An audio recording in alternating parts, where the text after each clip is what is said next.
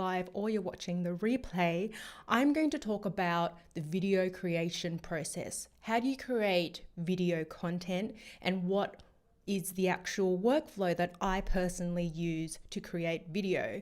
The problem that many people have with video is because there are so many different moving parts that they get really overwhelmed and they don't actually know where to start because they can't see the end process. They don't know how to get to where they need to get to because they haven't done it before. But I'm going to show you how I create video content, my video content creation process, my entire workflow, showing you what tools I use and exactly how I do it. So for those of you who don't know me, my name is Sara Nguyen, and I help awesome entrepreneurs like yourself grow your business using tech and social media with ease. So I make it easier for you to use all the tech nasty, to use social media, and I try to simplify it the best that I can. So let's go over and start presenting now. I've created some slides because I'm nice like that, and if it goes well, oh, we're off to a great start.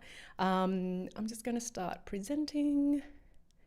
This is the first time that I'm actually using this multi-stream software. So here we go. I think we are good. Okay, this is nice. I can see what you can see. And all right, I think this is all happening the way that it should be happening. All right, so let's talk about the video creation process. Are you there for a reason? I'm seeing a little thing which I'm not sure if you're seeing. Just give me a second while I make sure that everything is happening the way that it should be happening. Okay. Nope, that looks good to me. Okay, so now that we've got that out of the way, don't you love live streams? This is the beauty of live streams. You get to see everything live in action, and sometimes things don't necessarily go as smoothly as people would probably like, or as I would probably like, but you know what? It's all about the content and it's all about the connection, and we are here now. So I'm going to walk you through my video content creation process, how I go from an idea to actual video release, and talk about the tools that I use and make it as easy as possible for you. So at the end of this live stream, I'm also going to put all of the links to everything that I've mentioned in this video, to all of the resources, all of the tools. So make sure that you check back there. I can't do it while I'm live because I'm not that great at multitasking, but I'm promising you that all of the resources will be left in the description after this broadcast. So what are we covering today? I'm going to talk about the video creation process. How do I go from finding a content idea to scripting it? And we're going to talk a little bit about to script or not to script. That is the question. I'm going to talk about how I record and just a quick overview of the equipment that I use. I'm talking about releasing the video, what I actually do to release the video. Oh, going the wrong way. Going from recording to how I actually edit my videos. So what's my editing workflow? A big question I'm asked is, how do you actually create the video after you've recorded it? Like, what do you actually do? So I'm going to talk to you about what I do, what I used to do, and what I do now. Yeah, pretty neat. And also talk about branding. So a big question I'm asked is, how do you get all of those animations and all of the images and things like that on your videos? I'm going to show you my little secrets and what I actually do. And then I will talk about releasing the video, as I mentioned. So let's get right into it. And I hope that you enjoy this and find this extremely valuable. Okay. How do you find video topic ideas?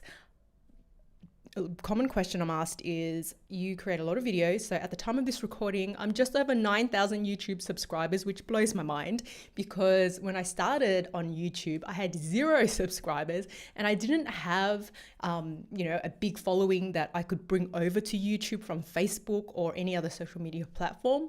I didn't really have big people that I could leverage off. It really was a matter of me creating a lot of valuable content and growing it organically. And part of the success and part of the secret to growing on YouTube, in my view, is being able to create videos on topics that people actually want to know about and that there's actually demand and search for. I have a very strong view that you need to find a balance between finding keywords, relevant keywords for topics people are talking about, and something that you like. So there's a balance to do that. I know it can seem a little bit difficult because you may feel when you're doing keyword research that this is really, I guess, robotic, and this is not how I would actually do a topic, but there are ways around that. And let's talk about how I actually find video topic ideas. My process for coming up with ideas is to first start with brainstorming. I think about what do people want to know about based on the area that I'm in. So based on whether you're a real estate agent and you're in the property niche, whether you're a coach in the health and wellness space, or whether you're like me, you're a video and social media marketing person in that niche. It really is brainstorming, what ideas do I think that people want to know more about, and what do they need help with that I can serve. And it starts with brainstorming just a list. So just free form, write what you think people are wanting to know.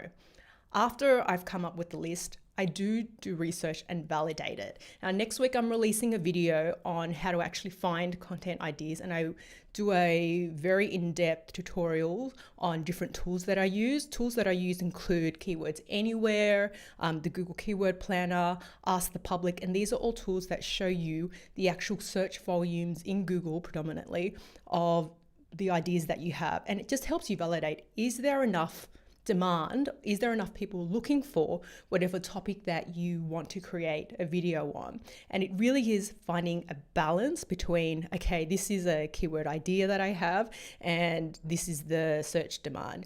You may find that when you first get started, it's a little bit difficult to precisely find the match of this is the keyword topic and this is the keyword search volume. There's either not a lot of search volume or zero, but then you adjust the keyword, you try to find keywords around the topic that you want to create a video on.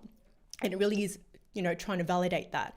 I think that in terms of search volume, I'm always asked, well, what type of search volume should I be aiming for when it comes to keyword research? And there's no hard or fast rule, but I generally think if you're using something like Keywords Everywhere or the Google Keyword Planner, having at least 1,000 searches per month is a good base to start. Once again, it's not a hard and fast rule, but it's a starting point. So try to have something that has at least 1,000 searches per month and build from there. And once I've actually come up with these ideas and I've got a list of them that I've gone through keyword research to find out how much traffic there is, I prioritize and plan when I'm actually going to do them, because there's no point in creating a list and then doing all the research, but then not actually putting them into place to create the videos for.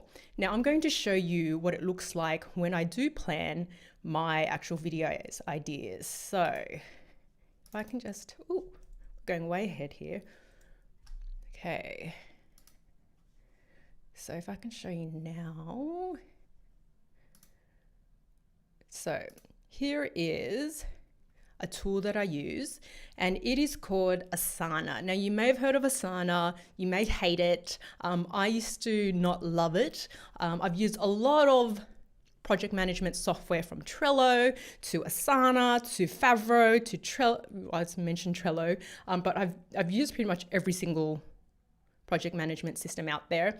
And my conclusion is that there is no perfect solution. There is no perfect project management software for anyone. You kind of just have to make the most of the tools. And I like Asana because it's free. It's free. The free plan is more than enough for small businesses to get started with, and it can help you organize and be a lot more planned and methodical in your actual process. Now, to show you my workflow, after I've come up with all of the ideas, I put my actual ideas into Asana. So I create we call them cards or tickets. And as you can see here, ScreenFlow, WordPress versus Squarespace, how to use WordPress, add plugins. These are all ideas that I've come up with. And because I validated them, I know I'm going to create videos for them. I just create a card so that it's stored somewhere. So it's really easy. You just select that little plus icon here and then create the card and name it whatever the video name is. Name the video. Once you've created that card, then you're able to add more details to the card.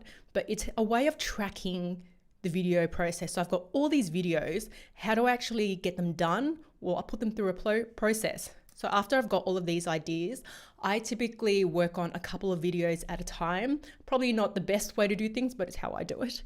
And once I'm ready to start the videos, I drag them into the actual start column. So here it is in the start column. And then I move it through my workflow. So I'm starting it, and that starting it to me means I'm ready to pick it up. I'm ready to do some research on it, and then I'm ready to start creating the actual video. So I've moved into start.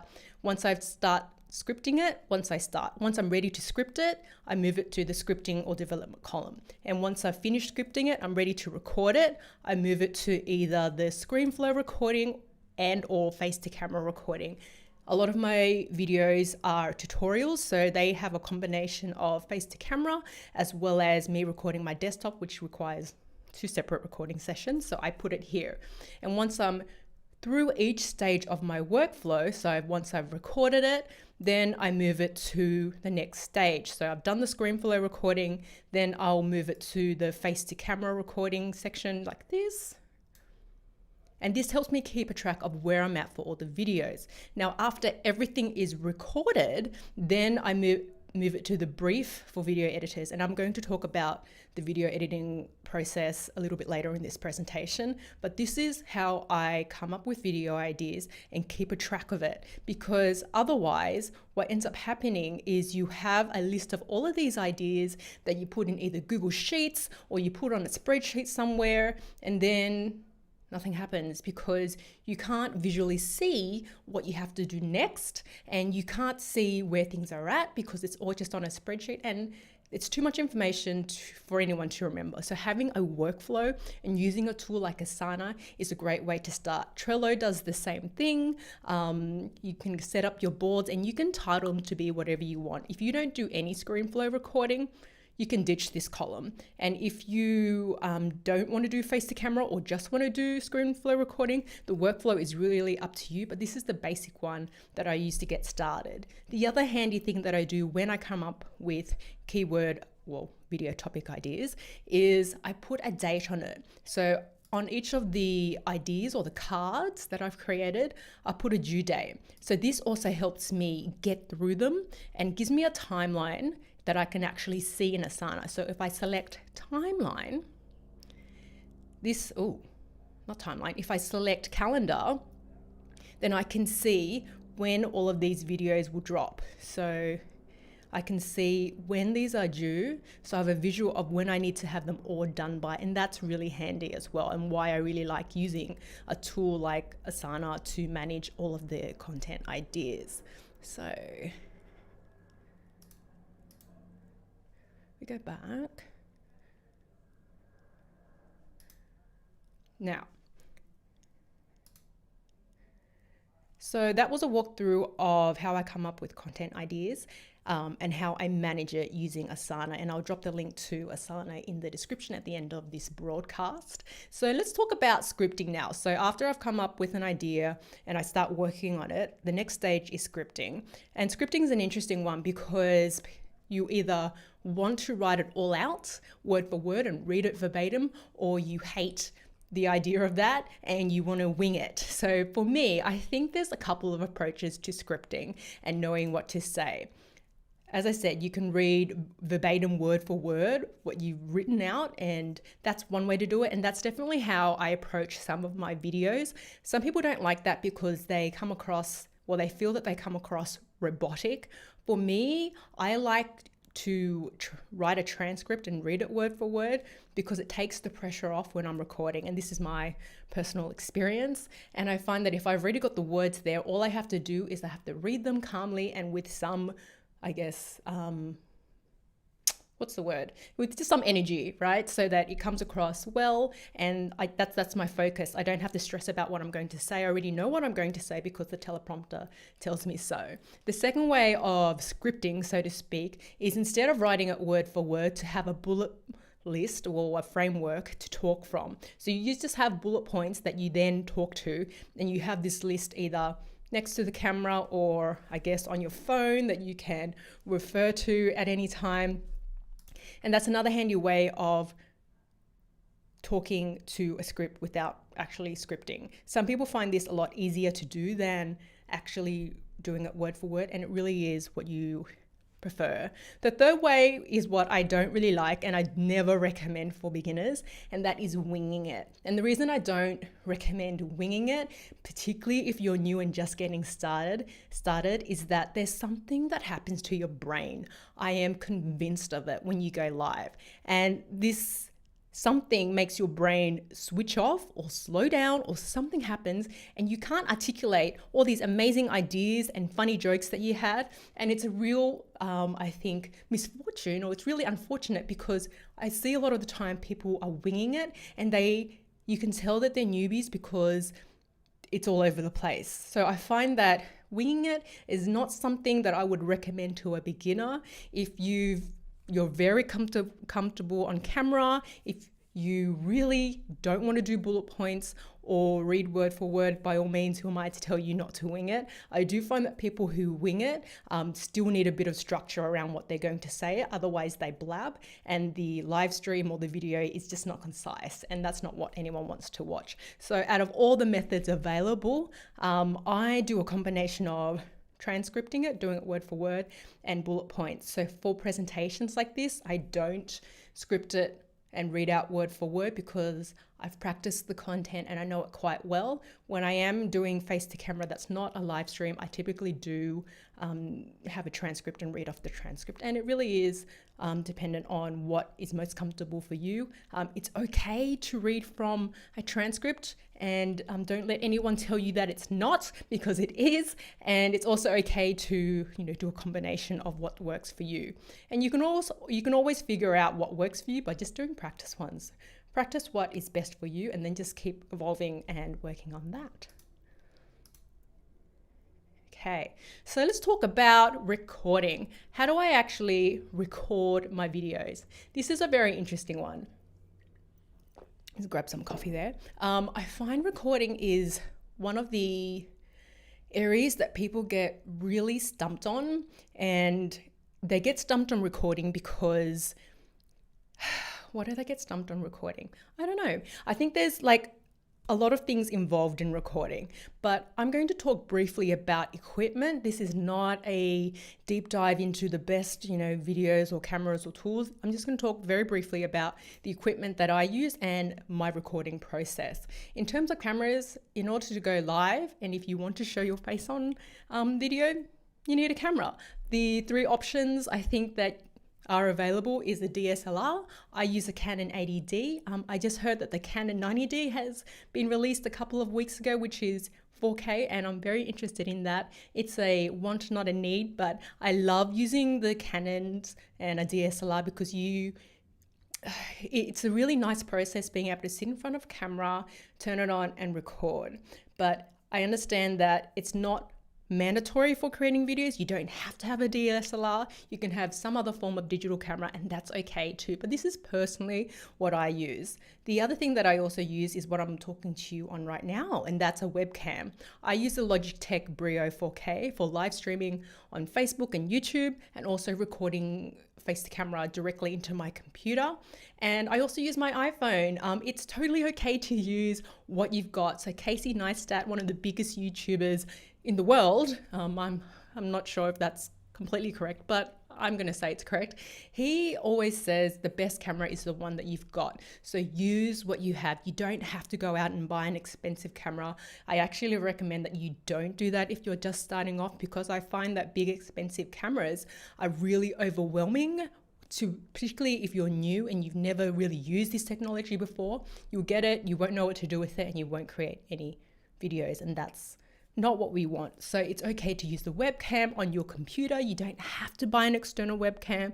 This is if you want to invest a little bit and you want better quality videos, but it's more about the content. So don't get caught up on the camera, which is why I'm not spending too much time on cameras. Microphones is another important thing that I think is worth getting. Now, once again, like your camera, the best one to have is the best one that you've got. So in terms of recording, if you just want to use the headset and the microphone that comes with the headset on your phone, and that works, that's okay too. This is not a rule of you must use this. No, I don't believe in that at all. I always recommend though, if you are going for a digital camera, have an external microphone for the camera, because the onboard microphone in the camera typically isn't very good, and the quality of them I find is not great. If you're using a smartphone, an external microphone for the smartphone is a good idea. I use the Rode SmartLav Plus. I like it because I can use it for both my digital camera as well as my iPhone. And as you can see right here, I love using a desktop microphone as well. I use the Rode NT USB. I do a review on this. I'll put a link in the description so you can see what it sounds like and why I think it's so great. And I find for desktop, it's a good idea because your computer picks up a lot of noise. It can pick up the sound of, the fan in the computer and ambient noise, and the idea of a desktop microphone is that it kind of just lets you have this beautiful sound without all of the other noise, and it's just a little bit of a better user experience. And lighting. Now, people get really caught up on lighting as well. I use a ring light. I find it really easy to use. You essentially set up the stand and turn the light on. I'm using it right now to record this live stream. And I also like the fact that it's really compact. You can also use a softbox light. You can use natural light. If you've just got lamps around the place, you can use lamps as well. And it's just to help you get a little bit better quality video, because you don't want to have a video where you're really dark. So I'm quite well lit now. Let's have a look at what it looks like if I turn it off. So that's not too bad, but imagine if I'm just this shadow talking to you in the dark. How creepy. Having light just helps to illuminate me nicely. There you go. We're lit again. And it just adds a little bit of, it helps you just look a little bit crisper and a little bit nicer on camera. So I recommend getting some lighting as well. There's other equipment as well, like getting a tripod and getting a whole bunch of other things, but these are the basic things that I recommend when you're getting started. Once again, use what you have. You don't have to invest to start with video. Just use what you've got. Hello. Okay, so in terms of my recording process, I recommend batch recording as many as you can. So what that means is, you saw with my video creation process, I was working on 7 videos at a time, and that wasn't 7 videos all at the same time. My idea is to have seven of them ready so that I can sit down and record these 7 videos in one go. Why 7? I don't really know.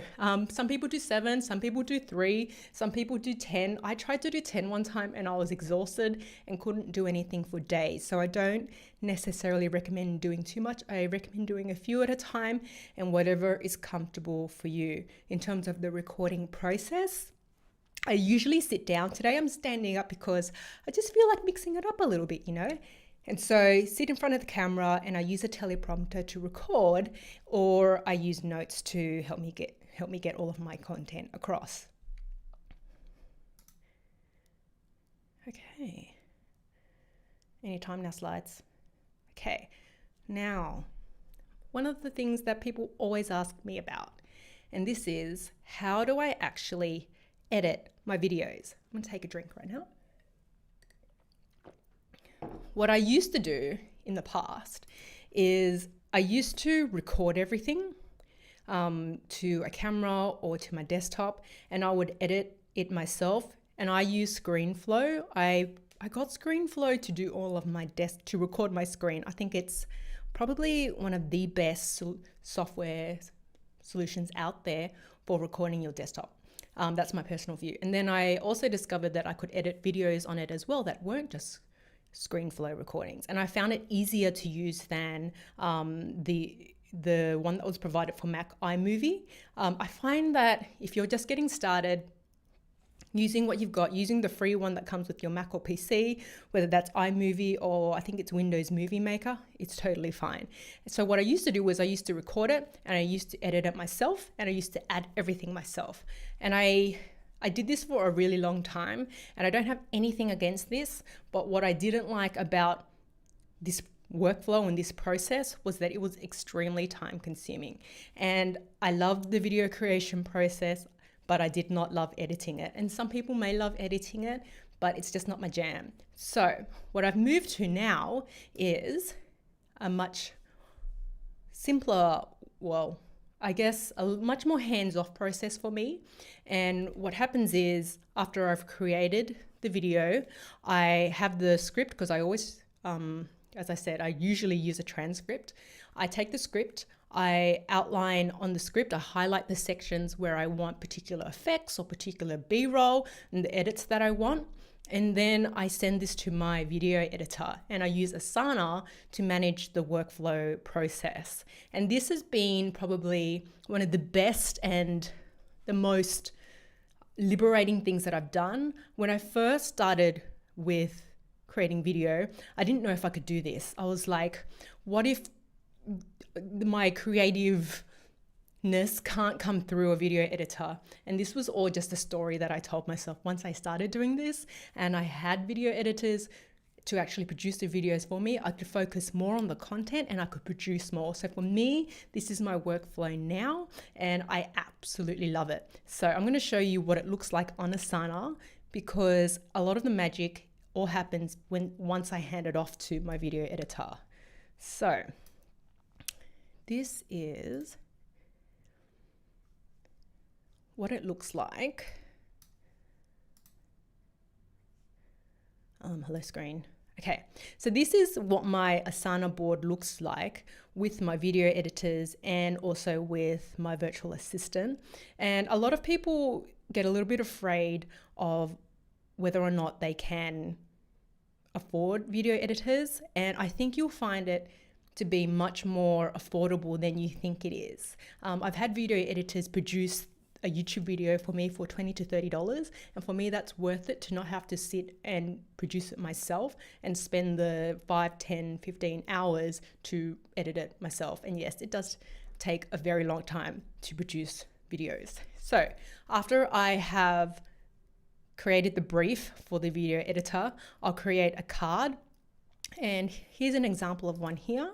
So I've created a card. I'll add all of the information that they need to know. So I'll provide a link to the brief. I'll provide instructions on what they have to do. And then we put it through the workflow. So I move it to the relevant column. It's ready to start. I'll put a message in the card saying, video editor, Joe Blogs, this is ready to start. Once they pick it up, they'll move it to in progress. And then we move it throughout the columns. Once they've given me a first draft to review, they'll move it to ready for first review. And then we just keep going through the workflow. After I've had the first review, typically there are changes. I'll tell them the changes and I'll put it to the next column, first changes. As you can see, here's a live one here and we're up to the second round of changes that they've done for me and they're ready for me to review it. If there's more changes required, I'll let them know and move it to the next column. Typically, I find that after 2 sets of changes, we've usually addressed all of the, I guess, things that need to be fixed, and then it's ready for final review, and that's it. So for me, I don't spend hours and hours editing it myself. I just manage the video editors through the workflow process, and these are all past videos and past, I guess, content pieces that I've created that I all use this same workflow.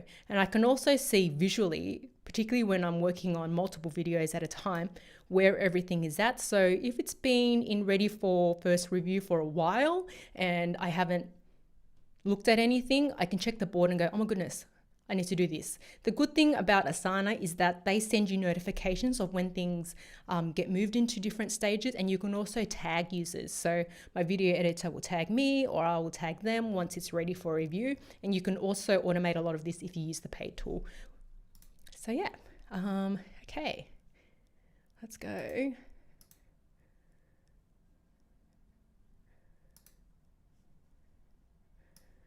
Where's my screen? Here's my screen. So that was a walkthrough of my Asana workflow. Okay, making sure we're still in business. So how do I actually get all of the lower thirds and all of the transitions and all of that amazing stuff in my actual video? This is a common question that I'm asked, and it's not too much of a secret, but I feel it's a little bit of a secret that I'm letting you in on. And the truth is, so here's an example of one of my videos. Okay. If I play it, I'll just turn the sound off. Oh, I didn't think about this. That's all right. So within my videos, you'll see that I have a couple of transitions and it's really slow, and I should have just given you a not, I should have not done that this way, but I am now. So I'm here now, so I'm going to roll with it. So in my videos, I have, this is really laggy. I don't think this is a good idea at all. The lower thirds that come in, I have a logo sting, and I have a bunch of other transitions that happen. And the big question I'm always asked is, how do I actually add it to the video? And the secret is, if it goes to the next screen, I get someone else to do it. That is the big secret. So I've had all of the animations for my YouTube videos designed by an After Effects specialist, and they create an After Effects template that I use with all of my other video editors or myself if I've decided to edit it for any particular reason. And it's one way of doing it. You can definitely have the whole thing created from scratch and designed to how you like. But the other option is that you can also use templates. So if you go to a marketplace such as creativemarket.com, you'll see that there are lots of YouTube templates, there are a lot of video templates, and you can then get them to customize it and change the text and change the design and change the wording to be what you want. And you don't have to actually do it all yourself. So that's a big secret. I use After Effects as the way that I get all the animations onto the video, and I've had it designed or edited by a specialist on Upwork. You don't have to use Upwork. Upwork's a good one because you can post the, job requirements and you have lots of people apply for it. There are other places like Fiverr.com that you can go to, and I've just been using Upwork for a while, and I don't feel any particular way about it. It's just one of the tools that I use. So the last part is releasing the video. After I've edited it, or after I've scripted it, recorded it, sent it to be edited, worked it through the workflow, the video is finally ready to go. How do I actually release it? And the other secret to that is, well, not really secret, but in terms of releasing the video, the YouTube video itself I'll push out manually because I have a lot of feelings and anxieties about getting it right for YouTube. But when I create the video, I always create a full YouTube version, and then I'll create a square version for Facebook that has the subtitles, because the research has shown that people read or people view videos in silence a lot of the time. So if you have the subtitles there, they can still watch your video even if they're not listening to it. So it's another way of getting some more views. So I create all the versions, such as a square one for Facebook, and I also create mini clips of that square one for Instagram, and I release it by scheduling it. Now, scheduling is this really strange concept that people get confused about. I think scheduling it seems confusing because people don't know how to do it. There are two ways that you can do it. You can schedule your content using a third-party software such as Hootsuite or Buffer or Later.com, which is for Instagram and Facebook, or you can use Facebook itself. You can schedule your posts from Facebook. Don't believe what people say when they're like, it doesn't work. It does work, and I'm going to show you how to do it now. So when you want to schedule to Facebook, you need to go to Facebook Creator Studio. You used to be able to do it directly from your Facebook page, but they changed that. Sneaky, I know. And so now if you go to business.facebook.com/Creator Studio, you're able to schedule the posts. And as you can see, this is evidence that I can schedule. So this is my Facebook page, and these are all the posts that I have scheduled to be released over the next few days. So anyone who's saying that you can't schedule, not true, my friends.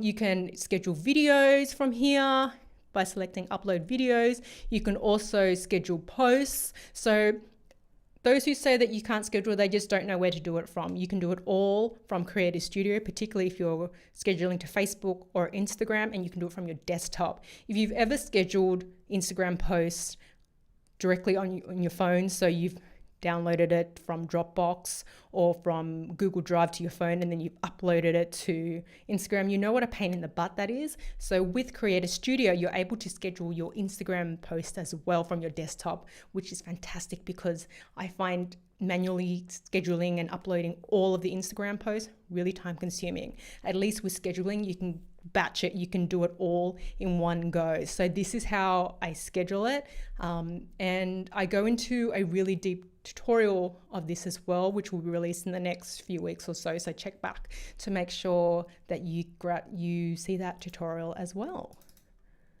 Okay, so that is how I release the videos. I manually push out the YouTube video, and then I schedule the other videos to Facebook and Instagram. So that pretty much wraps up my video creation process. I walked you through how I go through coming up with an idea to producing the video to releasing the video. And I have a lot of feelings about video. I feel that people are afraid of video for lots of reasons, but it seems overwhelming, and the only way to get through the overwhelm is to actually do it. And I don't think that video gets enough credit for what it actually does. I think that video really is one of the fastest way to build a connection with people. Like you see now, you see me as I am, this is who I am. I can't hide, well I can. If I was pretending to be someone else and talking in a different way, you'd see that through video. But video lets you build a connection and lets people see who you are, and it lets you stand out in a really easy way, and it's really accessible. So I find it one of the best ways to build a connection with an audience and help them to decide that, you know, you are legit and that you are worth purchasing from, whether that's products that you sell or whether that's a service that you offer. I find that video helps you get there faster. And I really, really love video and have seen what an impact it has on my own business and also for clients and friends who use it as well. So I definitely recommend that video is something that you consider. And you know, you don't have to use the entire workflow exactly as I have presented it. You may take bits and pieces, and if you don't even want to go through the entire workflow, so let's go back to that slide where I had my entire workflow. I can show you a little bit of a way to get through and not have to go through all of these steps. So come on, slides. Are we going to do this today, slides? Is this how you're going to be? Slides. Okay, so this is great. Oh no, we've moved. We're almost there. The exciting life of a live stream. Is it going to work? Is it going to work? Yes, I am stalling, in case you haven't noticed. Try to get to my actual slides. See, you don't get this on things that aren't live stream. You don't get to see how I handle things if they don't go well. So this is, as you can see, the workflow process that I go through. And if you didn't want to go through all of this, a little cheat way is to not do it. And what is she talking about? So as you can see, I'm on this Facebook live stream and I've gone through the process of finding an idea. Yes, I did keyword research even for a live stream. I didn't script it, but I had an outline and I had slides which I have presented to you, as you can see, and I'm recording live right now. I don't have to do any editing because after this live stream is finished, this video will automatically be posted to Facebook and to YouTube because I'm using multi-streaming software that allows me to do that. In terms of branding, I'm not too phased about not having branding on the live stream. And it really simplifies this entire process. So I think that if you want to get started with video, Here's a great workflow. If you don't want to actually create all the videos and go through video editing, live stream. It's like the biggest cheat and the best way to create content. And you don't even have to be perfect. As you can see, a couple of things didn't go so smoothly, but we just rolled along with it. And I still, in my view, presented really good quality content for you. So that's my little hack of, you want to create video content, but you don't want to do everything. Live stream, one of the best, things that has become accessible to people like you and I. Now, if you want to know how to live stream on Facebook, I have Facebook Live cheat sheets. And as usual, I'll put a link in the description to them. So I walk you through exactly what you need. So all of the equipment, all of the bits and pieces to get up and streaming on Facebook Live. I'll put a link so that you can sign up and get your Facebook Live cheat sheets for free. It really is one of the fastest ways to get up and running with video if you don't want to go through the entire video creation process. And even if you do want to try the entire video creation process, live streaming is still great because it gets you used to being on camera, it gets you used to talking, it gets you used to the whole process of recording. So definitely give it a try. I hope you have found this live stream useful, and I have definitely enjoyed being here and showing up for you, and I will see you on the next live stream. Bye for now.